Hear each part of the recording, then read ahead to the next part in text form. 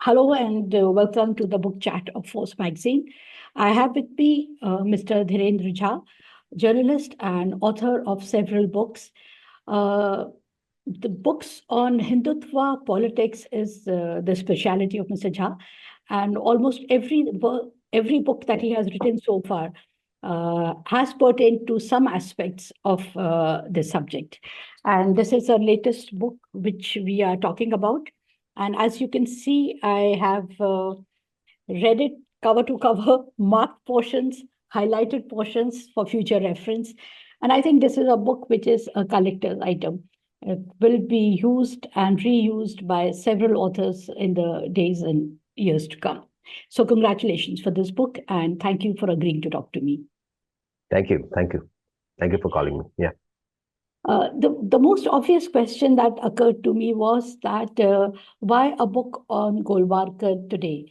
Is he still relevant to the RSS politics, given that a lot of people within the RSS fraternity, they say that RSS has changed. It's no longer the same organization. His book is no longer, or at least publicly, is no longer acknowledged by the RSS cadre and say that we or our nation would define. It's no longer referred to that often. They produced another book called A Bunch of Thoughts after that, and they said this is what we talked about. So how relevant is he today? Well, no matter what RSS people say, or those in government today would say about the relevance of Golwalkar, the point is that for last 10 years, what we see is the implementation of Golwalkar's ideological project on the ground. Mm-hmm. See, and that is the whole issue. A Bunch of Thoughts is one of the three ideological texts that RSS has today. The first one is Savarkar's Hindutva, which was written in 1923. Mm-hmm. The second one is We Are Our Nation Defined, written in 1939 by Golwalkar. And the third one is Bunch of Thoughts, which was published early in 1966. It's a collection of Golwalkar's speeches, etc. So if you analyze these three books, you would find that Savarkar's 1923 Hindutva and Bunch of Thoughts are giving their understanding of the past, and these two books are trying to identify what they think are enemies, internal enemies. We Or Our Nation Defined is the only book that would give you the ideological roadmap on which RSS has been working all these years. This is that roadmap which we see that even today RSS is working on. Not just RSS, but even the government is hugely influenced by this roadmap. And that roadmap is basically what? To create a political space for treating Muslims as second-class citizens. Mm-hmm. This kind of ideological project you won't find written either in Savarkar's Hindutva or in Bunch of Thoughts, which was published much later, much after RSS had suffered the backlash following the assassination of Mahatma Gandhi and the long period of Nehruvian regime, in which RSS was forced to operate under constraint, huge constraint. So that is why this book becomes very important. Mm-hmm. That is why Golwalkar becomes very important today. Yeah. And that is why it was important for me to write a biography of Golwalkar. Another thing that struck me when especially in the early chapters, was the manner in which Golwalkar crafted his childhood. I mean, the stories about his childhood, about his birth, and the miracle of his birth, and the way he kind of uh, orchestrated his own biographies, the way he wanted his image to be perceived by others, the way he controlled all of that, it kind of brings to mind another leader, a contemporary leader who we shall not name. Do you think it was just a coincidence, or it's a case of emulation? See, clearly, I see a clear case of emulation here. Mhm. I mean, let's take his name, Okay, our Prime Minister, Narendra Modi. right. Uh, he wrote a book uh, on several Hindutva leaders whom he admired, and the longest chapter is on Golwalkar, right? Right. And uh, and when we look at the manner in which uh, myths are created to give a different picture of uh, uh, uh, Narendra Modi's past life, his Mhm. childhood, we certainly find a parallel with what happened in case of Golwalkar after he became Sarasangachalak in Mhm. 1940. The way myth making happened under his own guidance, and on certain occasions he himself did it. For example, uh, when he wrote his book "We Are Our Nation Defined" 1939, about a year before becoming Sarasangachalak, he presented himself as a former professor, Banaras Hindu University, whereas he himself wrote after joining Banaras Hindu University. 15 days after that, he wrote a letter to a friend in which he said that it was a post of lab assistant, Mhm. demonstrator's post, and that was the only time he worked there in Banaras Hindu University. Right. So he himself lied. So lies have been used to cover the past history of not just the RSS, but also many of its leaders. Mhm.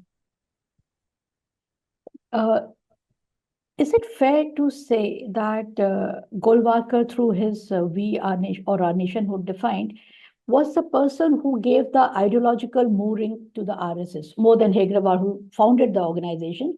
But it was Golwalkar who provided that base on which the organization could be built and ideologically driven. Yeah, precisely. So, see what happens here. If you look at the history, you will find that in the beginning, when RSS was formed, the objective was to unite Hindus. Mhm. The ideological fountainhead was Savarkar's Hindutva, which was published 2 years before the RSS was formed, and so that was it, right? So that book basically claims the entire uh, pre-partition India for Hindus, saying that Hindus alone constituted a nation, that Muslims or other minorities had no space in that nation. Mhm. That's it, right? But we see that Golwalkar uh, adds a lot of details in that ideology. Now, Golwalkar, uh, Golwalkar was he is drawing a lot of stuff from Nazi Germany, which Mhm. is there in the book if you read it, in Yes. his book "We Are Our Nation Defined," and based on that model, he gives a certain ideological line to the RSS, and we see RSS following those lines after that, after Right. 1940, because even after writing this book, in during 1940s, for example, in RSS camps, same kind of a stuff is being said by by Golwalkar, by other teachers who are taking ideological classes in those camps, and these are the things which have been recorded by the Home Department. You Mhm. can find them in National Archive. Yeah, so that is why this book actually is the book, the ideological text of the RSS. If you consider Golwalkar's career in the way that you have projected in the book, it seems like he was a person with a lot of vision and a plan, a perspective, a long-term perspective. He wanted the RSS to move to a particular place, and he kind of laid out the steps of doing that. So he was working to a plan. He had a long-term vision. This doesn't quite square up with his early failures, his struggle with his life. He couldn't decide what he wanted to do. The very lowly sort of a beginnings, and then he emerges like a person who was destined to do this. Um, how do you see this? Yeah, so you're right. In the beginning, he's struggling. He's not being able to get to anywhere, despite, I won't say despite all his efforts, but I mean, he was trying, but he was not being able to be successful. Mhm. But we see that, a point comes when uh, now this is not his original idea. A point comes when he uh, draws inspiration from Nazi thought. Right. Right. Now, if you look at the archival records of late 1920s, 1930s, early 1940s, of Maharashtra, including newspapers, especially those which were run by Maharashtrian Brahmins, you will find that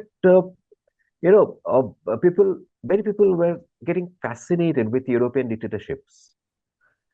It is possible that in that environment, Golwalkar might have found those ideas workable in India or sellable among Hindus in India, and he might have developed this entire ideological project in his book, We Are Our Nation Defined.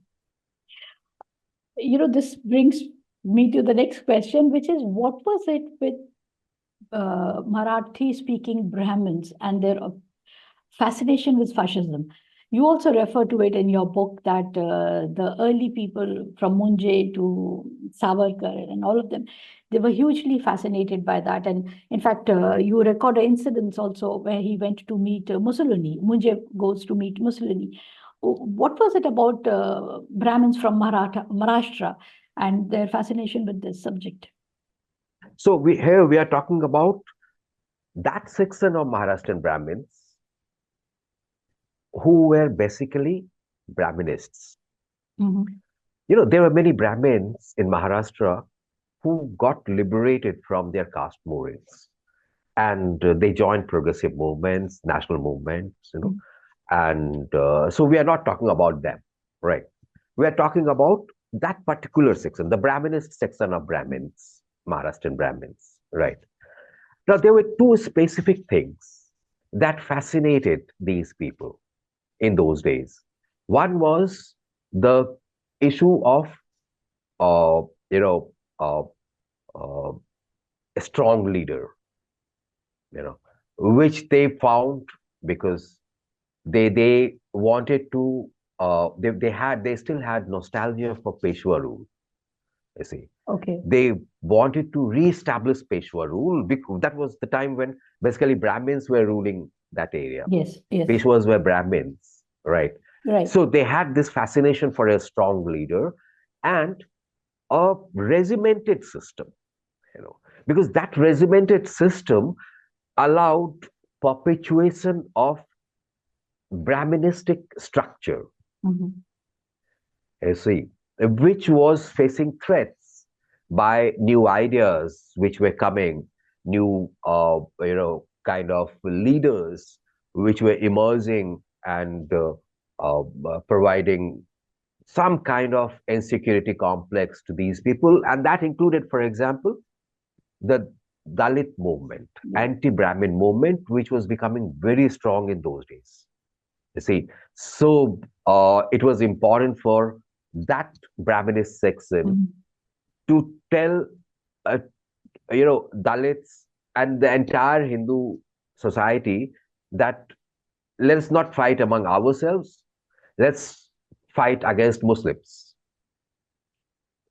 You see, that was the milieu, the material milieu in which this entire thing was growing. So you think it was because of the push from below, push from the Dalits and other backward classes or impoverished classes, that this category of Brahmins thought that if they could zero in on a external enemy, external to Hinduism, not to India, then maybe they will be able to unite the rest of the community under this banner. Do you think that was the reason that they decided that, okay, let's put Muslims as a perpetual enemy? So yes, now look at it. Look at the uh, foundational objective Mhm. of RSS. See, RSS, that Hindutva. Let's start with Hindutva, which was written by Savarkar in 1933. Uh, Hindutva was born out of two specific desperations. One was Savarkar's desperation to get out of jail. Okay. Yeah. The second one was British government's desperation to successfully implement divide and rule policy at a time when Hindus and Muslims were coming together in the form of first all India mass movement against British under the leadership of Mahatma Gandhi and Congress Party, etc., etc. Right. And now we see that everything happens quickly. Uh, Hindutva is written within few months after that. After the publication of Hindutva, Savarkar is released from jail in January 1924. And uh, RSS is formed as first Hindutva organization, a Hindutva militia. Right. Now, so here you have things coming from top. Mhm. The condition was also uh, worsening for this section of Brahminists because they didn't want to give up their privileges, age-old privileges. They wanted to preserve them, and those privileges were being threatened by growing anti-Brahmin movement. Right. So it was a mix of both developments happening, their aspirations, as well as the things were, getting matured on the ground from below. Mhm. Yeah. Savarkar and Hedgewar, they both had early experiences with the Muslims. I mean, it's a matter of the historical record now. Did Golwalkar also in his childhood face any personal incidents with Muslims which fueled his hostility towards them, or it was just all acquired? See, we don't know whether Savarkar and Hedgewar had early issues with Muslims, Mhm. in their childhood. These are all things which were written by other people. They never wrote about Okay. this kind of thing, right? Now, later period, I mean, many things were written to sanitize their past history, make them in accordance with their, political position when they were adult, right? Right. Uh, so we don't know much about it. Now, so far as Golwalkar is concerned, even in Golwalkar's life, we don't see really, any issues with non-Hindus, Okay. right? He was Brahminist. He was very conscious of his persona, right? He was failing again and again. So basically, this was an organization of caste Hindus. RSS was an organization of caste Hindus who were not being able to compete in normal world, Mhm. the kind of world society had moved in, you know. So in order to reestablish their privileged position, they came together, and they started working on Hindutva. That was also helping them to divert the attention of anti-Brahmin agitationists, Mhm. right? So it was beneficial for them in that sense also. So that is how it comes up. One very interesting character in your book has been Balaji Hooder. I was quite fascinated by his journey from the RSS to Azad Hind Fauj. And then, as an emissary of Subhash Chandra Bose, he approaches Hegrawar with a proposal that they both work together. What happened to him after that? How did his life turn out? Yeah, so once Hedgewar refused, and in fact, Hedgewar wanted to seemed to be waiting for him to Mhm. return from England and to succeed him. You know, uh, so despite Golwalkar's initial overtures, he's not really. Hedgewar doesn't appear to be inclined to him. You know, but once this happens, the break happens with Mhm. Balaji Huddar. But then Hedgewar shifts his focus towards Golwalkar. On the other hand, Balaji Huddar. After that, he joins Communist Party of India. Oh, okay. Yeah, he joined Communist Party of India. He was very active. He was based in Nagpur, and he was very active there whole his life. He died much later. In fact, much Okay. later. Yeah, I Uh, suppose in 80s yes, he because you died. you refer to one of the articles he wrote, I think, for EPW or Illustrated Illus- Weekly. Illustrated Weekly. Yes, Illustrated one of Weekly. Yeah, yeah, yes, one of the two, yeah, which was in the 1970s, late 1970s. yeah, You yeah, refer to that article. yeah. Uh, so, uh, so does it mean that he got over his prejudice, his anti-Muslim prejudice? He could see through the RSS propaganda and make the switch, or Exactly. they both kind of Yeah. coexisted? See, initially, the two emotions coexisted. Right. Okay. See, when he goes to London, I suppose in 1935 or 36, you know, he comes in contact with communists there. Okay. He starts attending their meetings. He even joins International Brigade, which had been formed to fight General Franco in the Spanish Civil War. And that brigade was incidentally named after a communist, Sapurji Saklatwala. Okay. And so, he had become anti-colonial activist. He had developed hope in a kind of revolution based on the unity of masses, unity of people, of peasants, workers, minorities, middle class. Mhm. Uh, that was the kind of line that he had taken up. Initially, we see that he had some leaning for mixing Hinduism with it, Okay. right? But later we find that he gave up that too. So by the time he joined Communist Party, he completely gave up all those biases that he had inculcated in his initial years when he joined, when become part of the group that formed the RSS. Right. So then it looks like that when he had exposure to other kind of thinking, other people, he was able to overcome his prejudices and his Precisely. worldview expanded. Uh, could this be the reason that a lot of mainstream leaders, including Subhash Chandra Bose, also thought that engagement with RSS would expose them to other worldviews and they could be changed?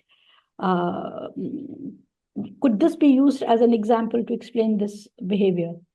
Well, the motive of Subhash Chandra Bose was not exactly to change these people. The motive was to involve these people. He wanted to involve all kind of people in his own kind of anti-British struggle, which he was taking off after resigning from the presidentship of Congress. Mhm. You know, so that is why he was contacting all these people. He even contacted Jinnah, he even contacted Savarkar, even contacted this fellow Hedgewar. You know, so his motivation was completely different. His motivation was not to change these people, right? But it is true that whenever individuals belonging to RSS got in touch with a new worldview, Mhm. started reading, opened his his mind, because there's no question of her in RSS. You know, so such people did change. We have several examples, in fact. For example, a man who wrote a brilliant book on RSS, D.R. Goyal. Mhm. He started his career in Shakha. He was an RSS man, uh, and later he came out of the organization, and then he started, working for communal harmony. Okay. You know, so he realized his mistakes. So it does happen. People do change. When exposed to new ideas. That kind of thing. Yeah. Uh, but the other side is that despite this feeling or the sentiment that people do change in RSS if exposed to different ideas or an open worldview might change. And probably this was what was driving people like Ram Manohar Lohia or even JP Narayan. When they were engaging with the RSS, they thought they could moderate the RSS. But that did not happen. So at a mass level, obviously, this thing doesn't work. Maybe at an individual level, there have been a few stray cases, but on the whole, RSS has been able to not only hold its own together, it's keep its flock together, but also expand. So how does that how does that explain? I mean, how do you explain that? Yeah. So you're right. So at mass level, it doesn't happen. You see, because there is an organization, there is an ideology, there is a goal, uh, and now they have the power, right? So with power comes a lot of benefits. So all kind of interests then start developing. Uh, so at mass level, it is not possible, Mhm. you see. So only at individual level this can happen, and we have examples, very limited examples, of course, but we do have examples of such cases. Yeah. I've always been very intrigued by Sardar Patel's relationship with the RSS and Golwalkar. Do you think it was a purely working relationship, or was there some kind of convergence of thinking as well? You see, Sardar Patel doesn't appear, uh, he appears a different man before independence, right? But after independence, he's a changed man. Mhm. Once, uh, especially when riots begin, he's a changed man, right? Personally, I feel that this is an area of serious research. Mm. A proper research is yet to be done on this particular theme. Uh, so perhaps I won't be able to tell you a definite answer to this question. Of course, there were certain theories, right? So I mentioned those theories in the Mm. book, right? But Yes. these are just theories. I mean, maybe political exigency, right? But it is also true that in this kind of situation where life and death are involved, you know, where political exigencies are not enough to explain the entire position of a person. Mhm. So that is why I would rather wait for a serious research on Patel, uh, instead of saying anything specific more than what I have said in the book. Right. Uh, Coming to the creation of the political party, Bharatiya Janasangh, why didn't RSS just support Hindu Mahasabha? It was a political party, it was contesting elections, instead of creating a new party. Well, now this is something. See, Gandhi assassination had happened, Mhm. right? And I mean, Patel as well as RSS, and uh, one researcher who happened to be a member of CIA. You know, all these people had managed to establish that Godse had left the RSS long before he killed Gandhi, and Mm. that he was a Hindu Mahasabha member, that it was the handiwork of Hindu Mahasabha, Savarkar and his team, right? Now, in that situation, it was not possible, to, I mean, see, Gandhi is the soul of this country, right? I mean, you can't run a party on anti-Gandhi line, Mm. you know, especially or in alliance with the murderers. It is not that they were not in alliance; they were in alliance. But then it was more practical for Golwalkar to join hands with uh, a faction of Hindu Mahasabha which came out, right, and and then float a new party altogether, right, and that is what happened. Now in elections, they were working hand in hand. They had alliance also, Right. right? They had at many places they had joint candidates at some places, you know. So, for example, the candidate who was contesting against Jawaharlal Nehru in first parliamentary election was being supported by all the three Hindutva parties, Hindu Mahasabha, Jan Sangh, and Ram Raj Parishad, right? Right. So it was basically a practical decision, right? No, so this was in 1952 you're talking about, or Yeah, this was 51, later? 52. Okay, 51, 52, yes. right. Okay. Uh, I also think that after Gandhi's assassination, and you record how desperate Golwalkar had become, and his entire organization was completely marginalized, and people were also losing. RSS, the Swayam Sevaks who had joined were also leaving because they saw no future in it, and there was nothing to enthuse them any longer. Uh, at that point, if the socialist groups had not cohabited with RSS or Bharatiya Jansangh, do you think it would have been mainstreamed to the extent that it was after that point? These are hypothetical questions. And, uh, well, RSS was working even after, I mean, very soon after the ban was lifted, RSS had started spreading once again, very Mhm. quietly, very silently, right? But it had started working on the ground.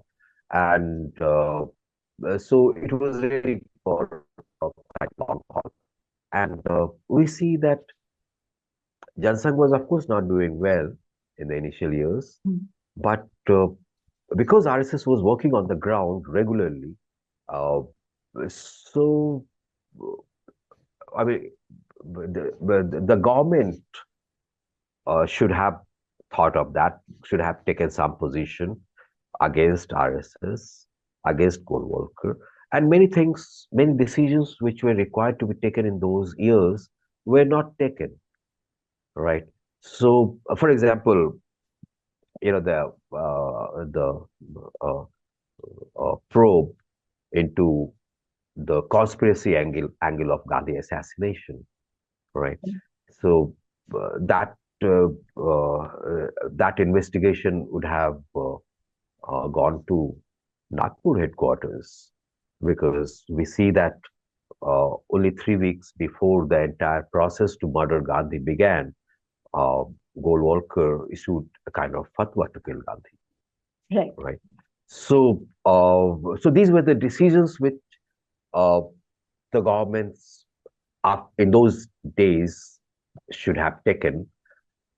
I think that that was more important than the kind of people who got associated with RSS, because even socialists were not very powerful in those days. Once they came out of Congress, Mhm. they remained on the margins for quite some time.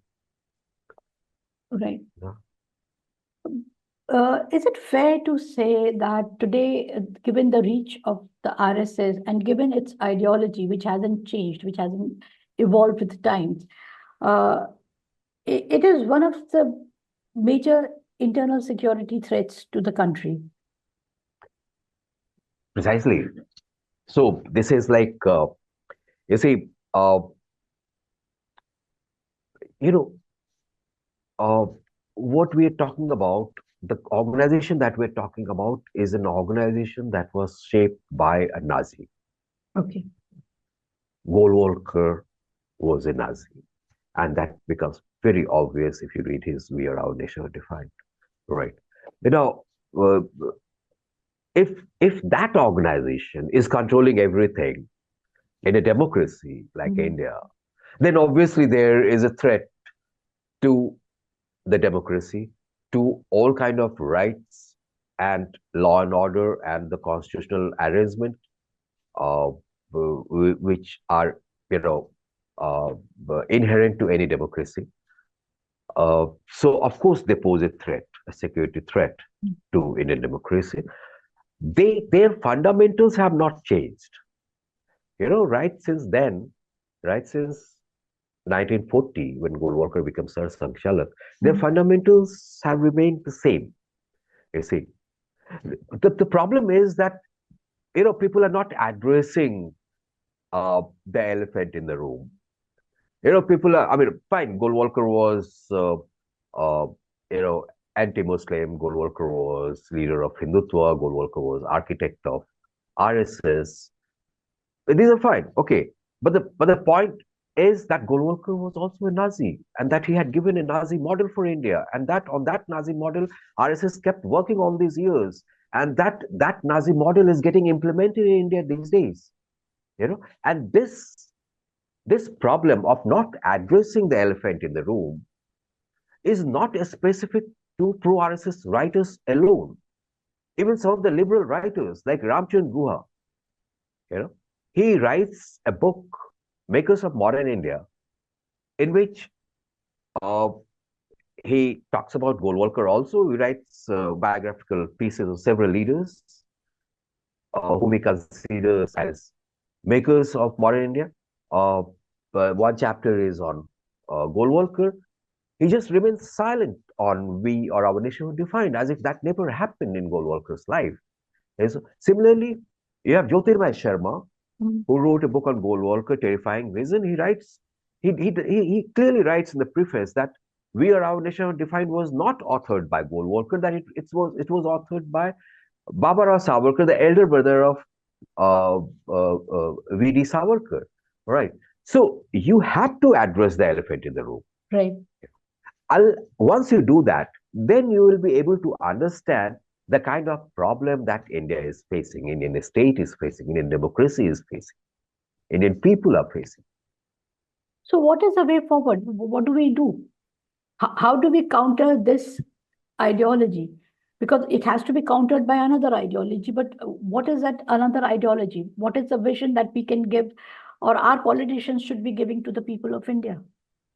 See, the ideology that was given to India by our freedom fighters uh, was presented in the form of constitution, right? Right. And constitution uh, was, of course, its implementation had problems in the past also, but then constitution remained the ideology of India as a nation, right? What has happened now is that this ideology, RSS and Golwalkar's ideological project, they are posing a threat to the ideology that the nation has had Mhm. since it adopted the constitution, right? Now, what people have to do, or what political parties who are not aligned to BJP or RSS have to do, is to protect constitution as an ideology for this country. That is the only ideology that has to be protected. Right. Uh, Coming to a very personal question, why have you been so focused on writing about right-wing politics? Most of your books pertain to this subject. What has fascinated you about this? See, I'm basically a journalist, and I uh, have been covering different political parties. Uh, the first time when I set out to write a book along with uh, a senior journalist, Krishna Jha, who also happens to be my sister, uh, was when Allahabad High Court gave its judgment on Babri Masjid, Ram Janambhoomi dispute. Right. That was the time when we set out to understand what exactly happened in 1949, and finally we wrote that book. But again, I like as a normal journalist, because journalism I love, so I went back to that work. But when RSS captured power in India through Modi, Narendra Modi, and BJP, then I decided to. At that time, you see, at that time I was covering RSS and Sangh Parivar as my beat. Right. I was a politician, it was my beat. So I was a beat reporter kind of a person. But once this happened in 2014, I decided to do archival journalism. I started visiting archives to tell the true story about RSS, etc. Right. And as I started visiting archives, I started getting to know new things about RSS and its leaders, which I wanted to pass them on to people, as any journalist does. Mm. So then I started focusing more and more on my archival journalism. And in that process, all my books, which I have written uh, since then, are the books which are basically journalistic pieces. Uh, s- uh, Many times I've written journalistic articles which are part of these books also, some of which are part of these books. And sometimes when you write, say 2,000 or at the most 10,000, because I write for Caravan, so you have the liberty to write long form pieces. So up to 10,000 or 12,000 form word pieces can be accommodated in a magazine, but when the pieces become, say, 80,000 plus or 1 lakh plus word, then they have to be given the shape of books. Right. So basically, I'm doing my journalistic work driven by journalistic curiosity. Are you working on any other book now? I am working on another book, but it will be too premature to talk about it. Okay. So all the best for that. And thank you so much for your time today. And all the best. Thank you. Thank you for inviting me to your show. Yeah.